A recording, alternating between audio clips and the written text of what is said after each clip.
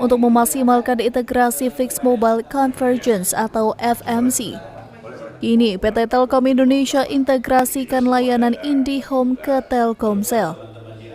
Komisaris PT Telkom Indonesia Rizal Malarangin mengatakan, dengan sering berubahnya teknologi pada masa kini, pihaknya memastikan warga yang juga para pelanggan dapat merasakan nyamannya berselancar dengan menggunakan layanan tersebut. 20 tahun lalu memang polanya adalah terpisah. Tetapi sekarang hampir semua telco di dunia itu melakukan integrasi dengan fixed mobile, yang disebut dengan fixed mobile. Jadi kita harus mengikuti itu.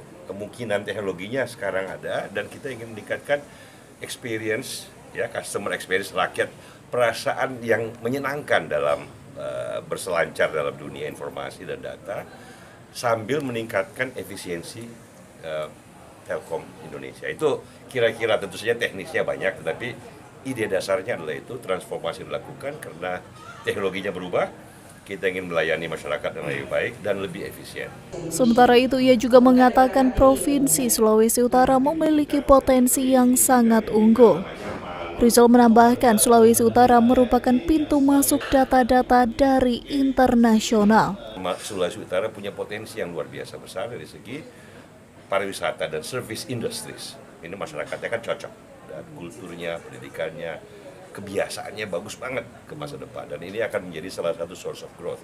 Telkom harus bisa mengantisipasi itu, berada di depan kurva istilahnya, ahead of the curve. Jadi kita harus menyiapkan sumber daya manusia, menyiapkan infrastruktur. Jangan lupa Manado ini gateway kita, satu dari 2 gateway pintu masuk di Indonesia untuk data-data internasional.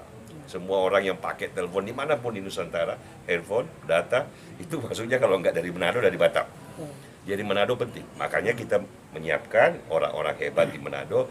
Diharapkan dengan adanya integrasi Fixed Mobile Convergence tersebut dapat menambah layanan percepatan data internet hingga ke pelosok negeri, termasuk di wilayah Provinsi Sulawesi Utara. Eka Putra melaporkan untuk Kawan Nua TV.